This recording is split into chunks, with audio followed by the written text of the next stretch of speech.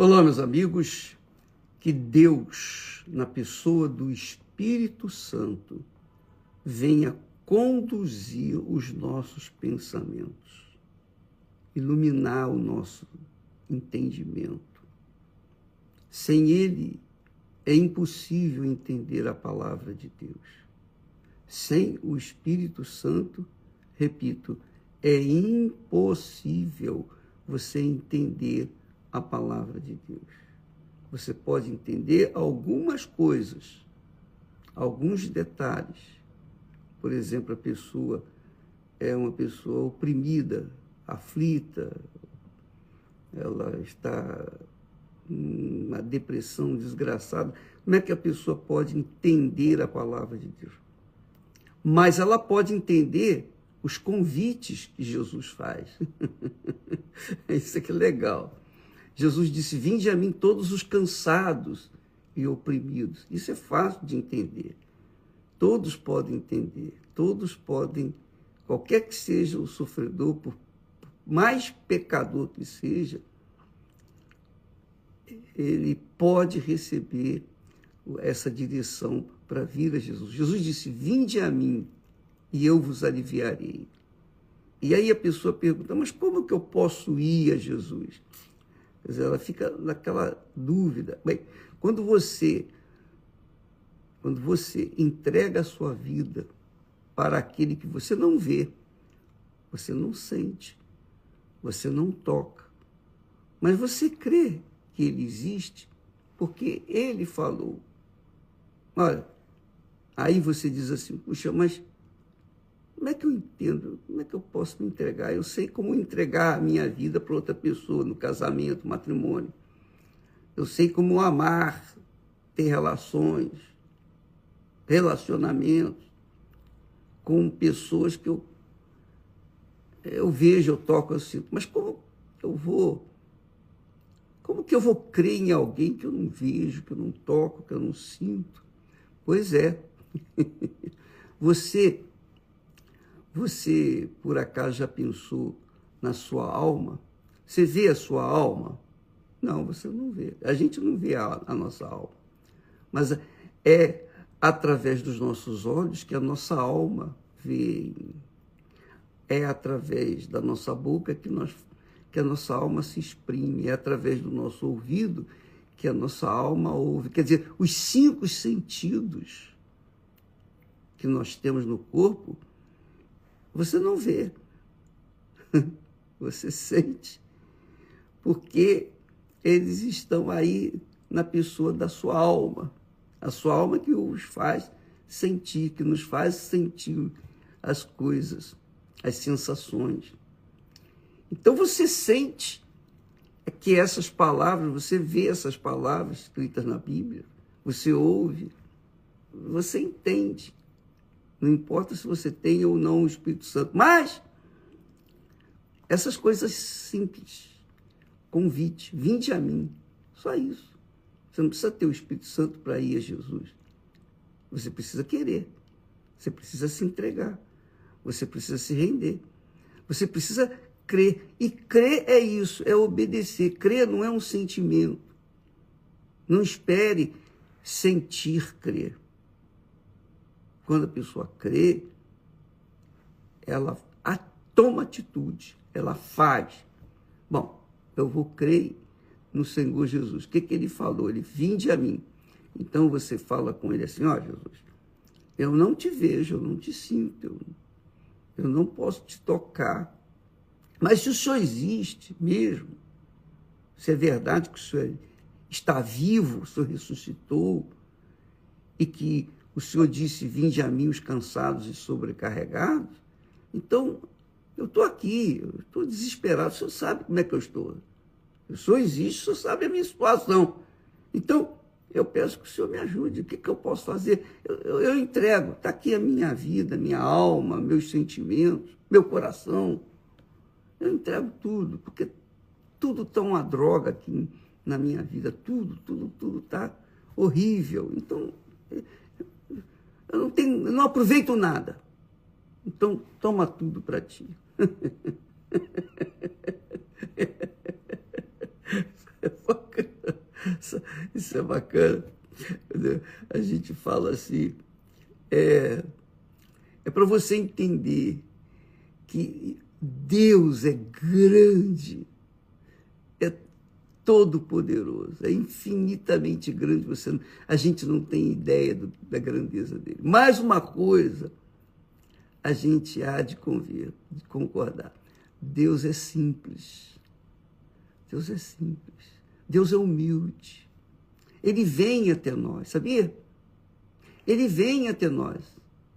Mas para que haja aliança entre nós e ele, nós temos que também ir a ele, nos entregar. Senão não tem. É a mesma coisa, você está doente e o médico está lá. O médico está esperando, ó. Pode vir que eu vou te ajudar, vou tentar te ajudar. Aí você vai no médico. E aí ele fala, você ouve e você obedece. Pronto.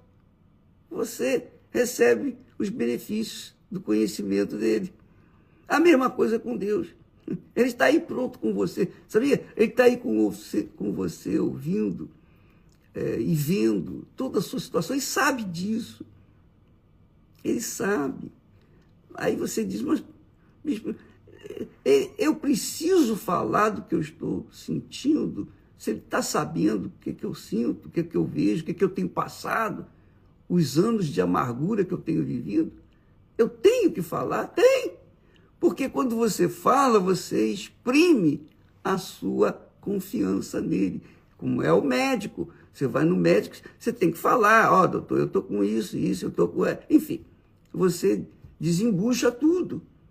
E o médico, então, de acordo com o que você fala, ele tem informações do que está acontecendo com você. Mas o Senhor Jesus não precisa fazer uma análise. Não, ele já sabe quem é você. Só pelo fato de você ir e falar com ele, você está exprimindo fé. Você está já manifestando fé.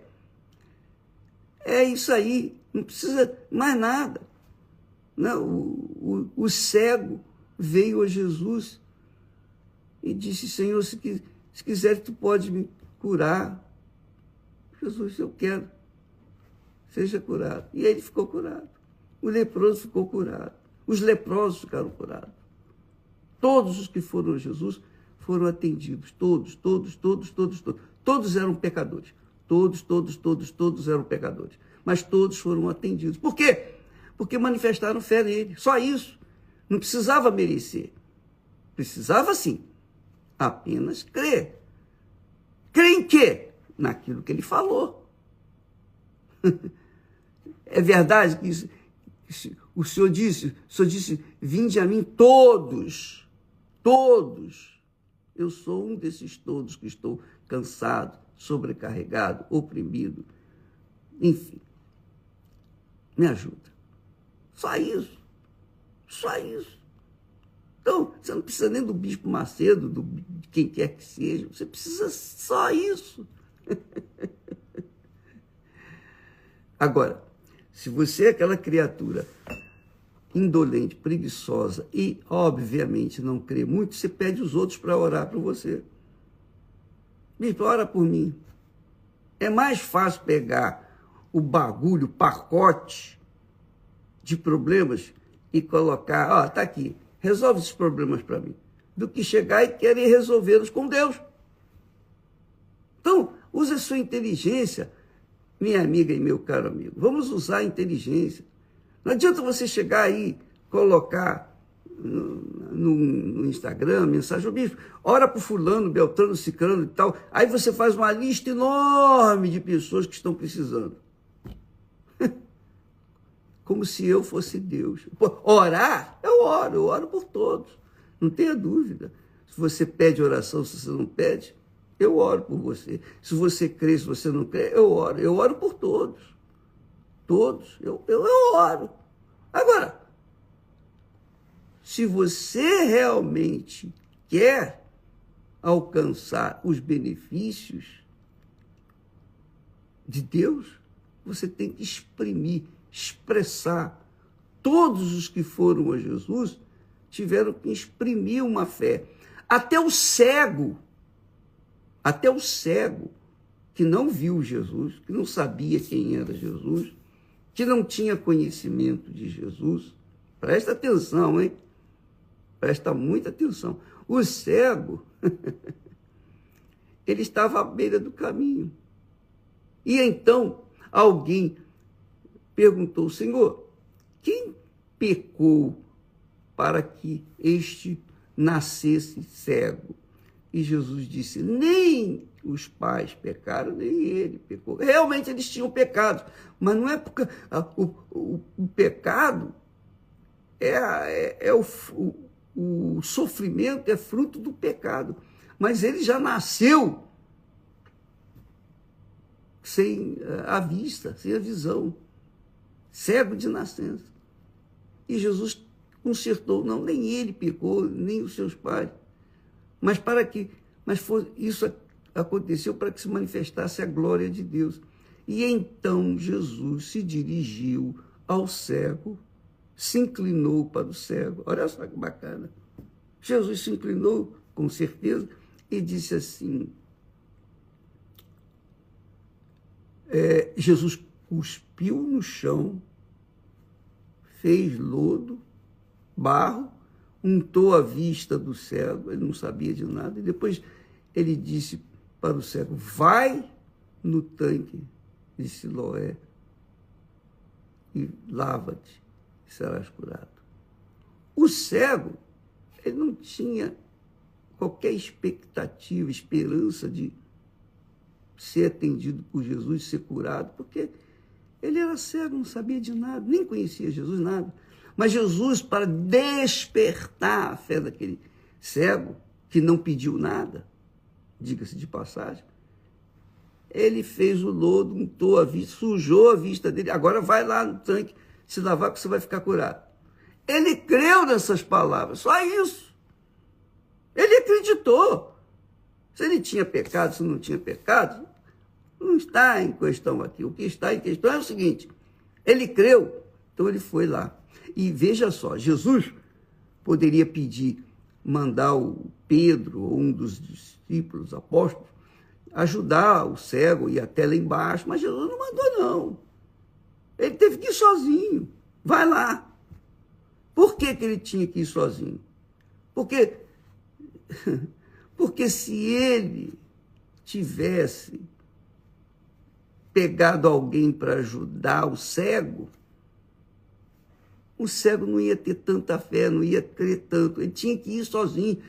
Ele tinha que manifestar aquela fé. É tudo que ele queria, mais nada. Agora, ele tinha que andar até lá embaixo, é difícil chegar lá no tanque e tal, mas o importante é o seguinte: se chegar lá, ele vai lavar os olhos, vai ficar curado. Aí ele ficou curado. Quem curou o cego? Aí a pergunta é: quem curou? Foram as águas do batismo, do tanque? Não, não foram as águas. Não foram as águas. Quem curou o cego foi a crença, a fé dele no que Jesus falou. Jesus falou: vai no tanque de Siloé, vai lá no tanque e se lava. Você vai ficar curado. Acabou. Ele acreditou, ele creu e ficou curado. Então, meus amigos, quando nós tratamos da fé, é assim. Se você crê, você recebe. Se você não crê, você não recebe. Agora, a outra coisa que você precisa saber, que é a manutenção da fé. A manutenção da fé. E é isso que o diabo não quer. O diabo faz das tripas coração para não deixar as pessoas desenvolver a fé. Por quê? Porque a fé ela tem que ser mantida. Ele foi curado. Ele foi curado. Jesus disse para aquele homem, quando o encontrou lá no templo: olha, vai e não peques mais, para que não te suceda coisa pior. Vai e não peques mais, para que não te suceda coisa pior. Então, para você manter-se na fé, você tem que se manter afastado do pecado. Porque o pecado, qual é o problema do pecado? O pecado é que o pecado traz dúvida, o pecado traz medo, o pecado traz insegurança, o pecado traz desequilíbrio, o pecado cria barreira para você não chegar até Deus, não ser salvo. Porque Jesus não quer curar só o corpo, porque ele sabe que o corpo tem prazo de validade, ele quer curar a alma. Mas você tem que manter-se na fé. Você tem que manter-se na fé. E quando Paulo fala aqui, quando nós lemos ontem, que ele finalmente disse, finalmente, irmãos, falando para os da fé, regozijai-vos no Senhor. Não me aborreço de escrever-vos as mesmas coisas, porque é segurança para vocês. Aí ele fala, guardai-vos dos cães, guardai-vos dos maus obreiros, guardai-vos da cortadura. Então, é obrigação nossa, como ministros de Deus, ensinar, exortar, advertir as pessoas que já foram abençoadas, que já foram até batizadas com o Espírito Santo. É obrigação nossa conduzi-las. Vocês não podem se misturar com o joio, vocês não podem se misturar com quem não se envolva com pessoas. É claro que você vai estar com pessoas incrédulas, mas não se ligue com essas pessoas, não se mantenha com essas pessoas, porque você vai colocar a sua fé, o seu relacionamento com Deus em risco. É claro que se a gente viver assim, ô bispo, a gente vai ter que viver isolado. Não é você ter que viver isolado, você tem que trabalhar, você tem que ter contato com outras pessoas que são incrédulas, mas você tem que zelar pela sua fé, pela sua pureza. Você tem que zelar pela sua santidade.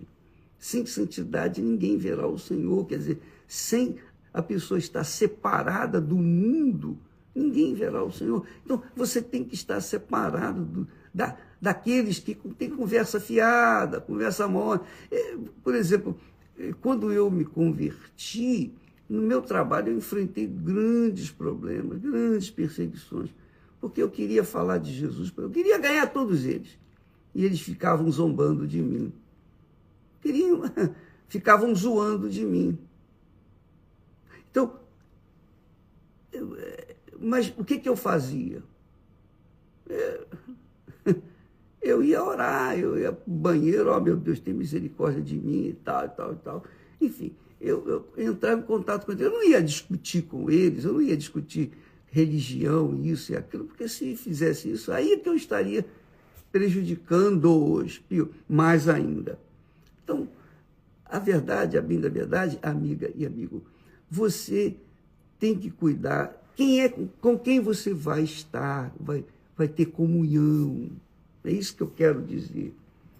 Amizades, namorar, você quer namorar, você quer casar, você quer começar um relacionamento sério, compromisso sério. Dá licença.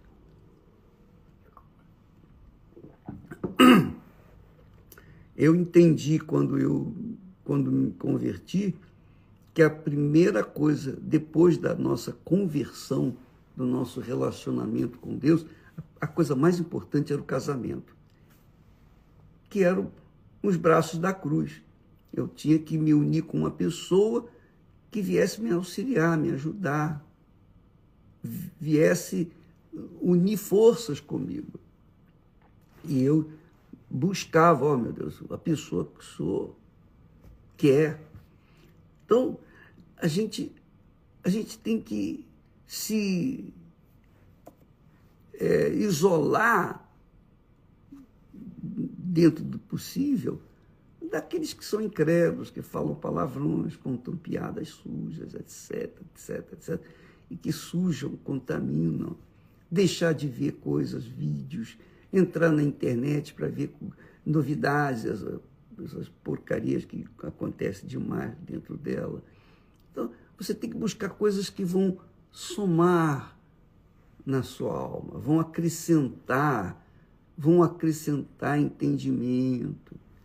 Então, claro, você só vai encontrar isso nas pessoas espirituais, as pessoas que verdadeiramente nasceram da água do Espírito Santo, têm o Espírito Santo. E a gente tem que tomar cuidado, quando Paulo fala cuidai, guardai-vos dos cães, dos maus obreiros, etc. Ele está falando para a gente ter o cuidado para guardar a nossa fé das doutrinas erradas que surgem nas igrejas por aí, os irmãos que estão caídos. Quando os irmãos são caídos, eles querem levar outros, eles querem pegar os irmãos de verdade e levá-los consigo. Eles não querem ir para o inferno sozinhos. Então você tem que se cuidar. Nós vivemos num mundo cão, um mundo cruel, mau, perverso. Essa é a realidade. Então, para que nós venhamos nos manter no equilíbrio da fé, para que nós possamos mantermos-nos na fé, só o Espírito Santo para nos guiar, para nos dar força, nos instruir, nos orientar, nos guiar. Só o Espírito Santo, mais ninguém. Então, não é a igreja, não é o pastor, nós trabalhamos, nós ensinamos, pregamos, ensinamos. Aqui, por exemplo, nesse caso, olha só, presta atenção, esse é um caso excelente. Eu falei ontem, nós falamos a respeito disso. O apóstolo Paulo fala assim, porque a circuncisão somos nós que servimos a Deus em espírito e nos gloriamos em Jesus Cristo e não confiamos na carne. E ele está falando aqui, não confiamos na carne, no sentido, eu não confio na minha sabedoria, na minha educação, na minha capacidade, porque mais tarde, aí ele fala, ainda que também eu podia confiar na carne, se algum outro cuida que pode confiar na carne, ainda mais eu, Paulo falando, presta atenção. Aí ele fala da sua reputação, da sua vida. Olha só, o que ele era. Eu fui circuncidado no 8º dia, quando nasci, da linhagem de Israel, da tribo de Benjamim, uma das principais tribos de Israel, hebreu dos hebreus, hebreu de hebreus, e segundo a lei fui fariseu. Segundo a lei fui fariseu. Era uma seita que havia entre os judeus. Ele era um fariseu. Não existe, por exemplo, o evangélico batista, o metodista, presbiteriano, universal. Então, havia uma seita, no caso era uma seita, a seita dos fariseus. Segundo o zelo, mas como ele como fariseu, ele era um homem sincero. Segundo o zelo para com a minha religião, perseguidor da igreja. Eu fui perseguidor da igreja. Segundo a justiça que há na lei, irrepreensível, quer dizer, impecável. Quer dizer, Paulo, do ponto de vista da carne, quer dizer, do seu passado, do seu histórico, Paulo era irrepreensível para si próprio. Ele era irrepreensível para si mesmo. Ele tinha grandes conhecimentos. Todo o conhecimento de Paulo, que Paulo tinha, da Torá, do Velho Testamento, ele passa para a gente, agora com a visão cristã, com a visão da fé, sustentado pela fé, não sustentado pelo conhecimento bíblico. Porque tem muitos fariseus e tem hipócritas e irmãos que têm vasto conhecimento bíblico. Então, esse pessoal tem um discurso magnífico, um conhecimento extraordinário, que eu não tenho, mas não tem o Espírito. Eles não têm Espírito. Eles têm na carne conhecimento, como Paulo era. Paulo era um perseguidor da igreja, mas ele era fiel na sua religiosidade.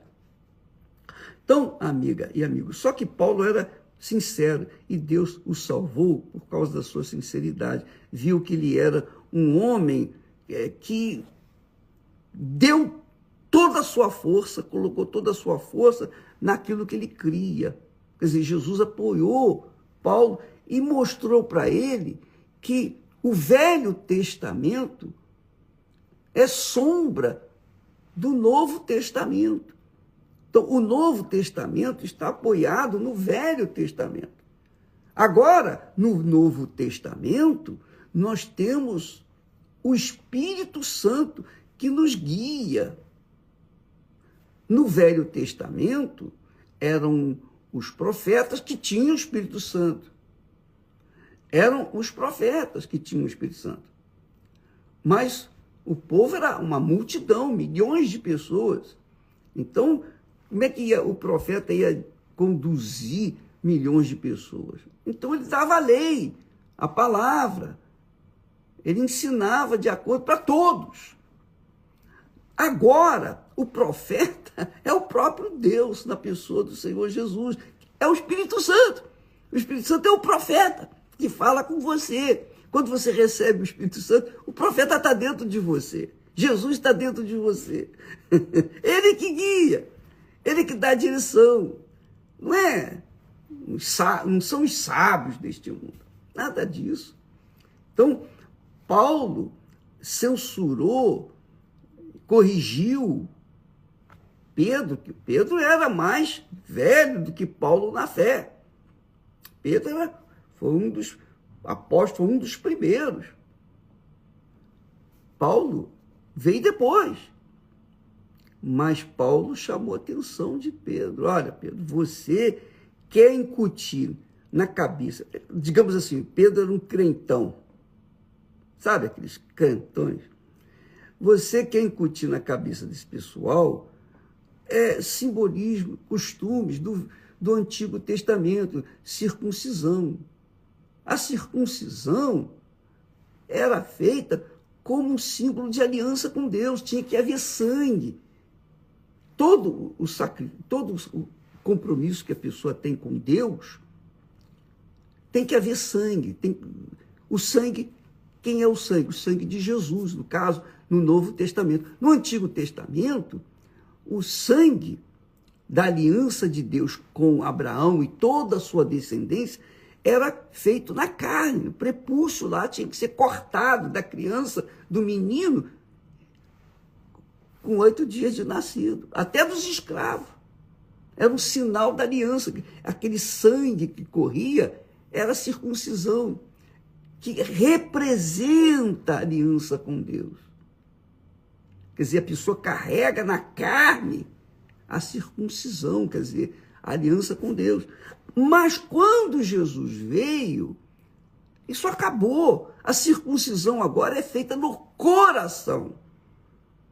A pessoa sacrifica aqui dentro, sacrifica a sua vontade, sacrifica o seu eu, sacrifica a si próprio, ela deixa de ser senhor do seu nariz para ser serva de nosso Senhor Jesus Cristo.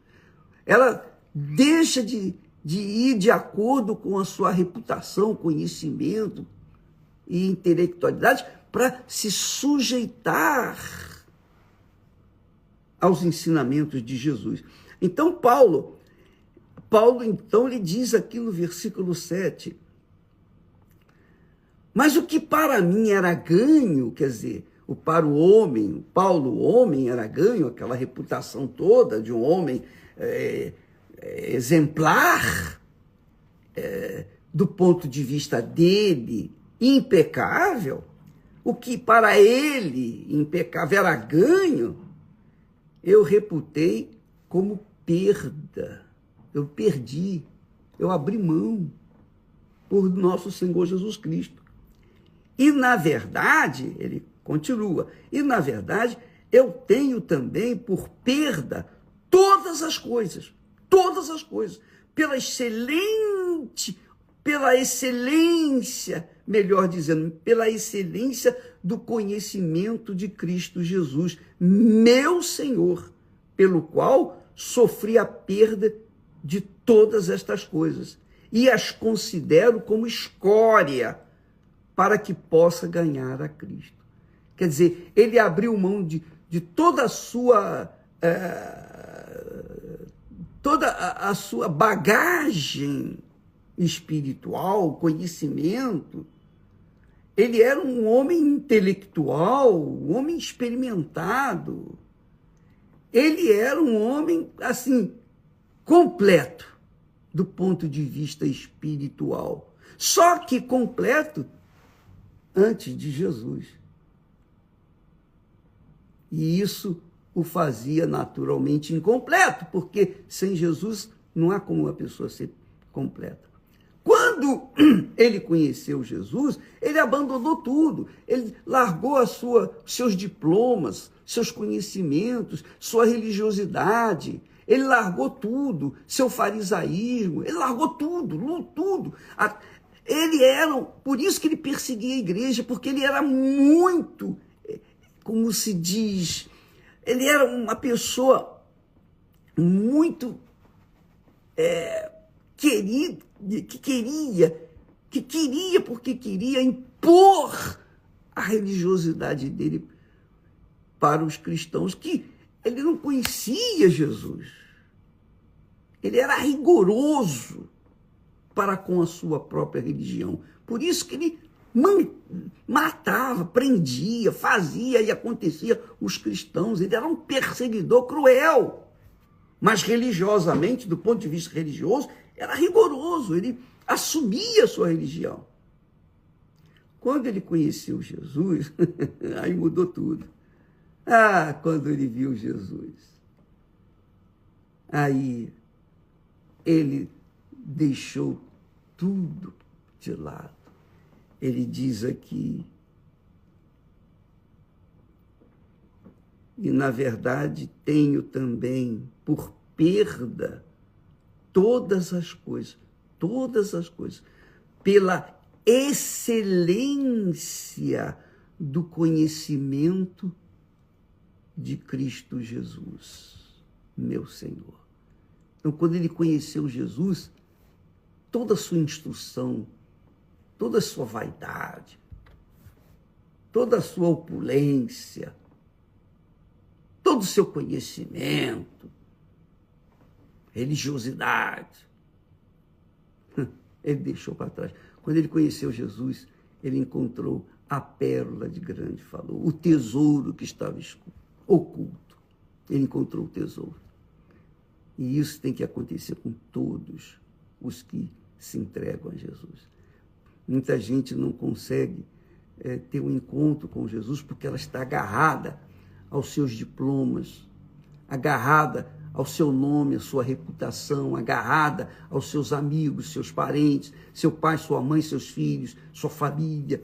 Está agarrada às coisas desse mundo, às pessoas desse mundo, às instruções, aos conhecimentos desse mundo, Por isso Jesus falou também quão dificilmente o rico entrará no reino de Deus, porque o rico está muito agarrado ao dinheiro, está preso ao dinheiro, dependente do dinheiro. É difícil largar o dinheiro que ele pega para se apegar com alguém que ele não vê, não toca, não sente. Então, Paulo largou tudo. Ele considerou tudo como perda. Deixa para lá. E agora, por causa de ter conhecido o Senhor Jesus.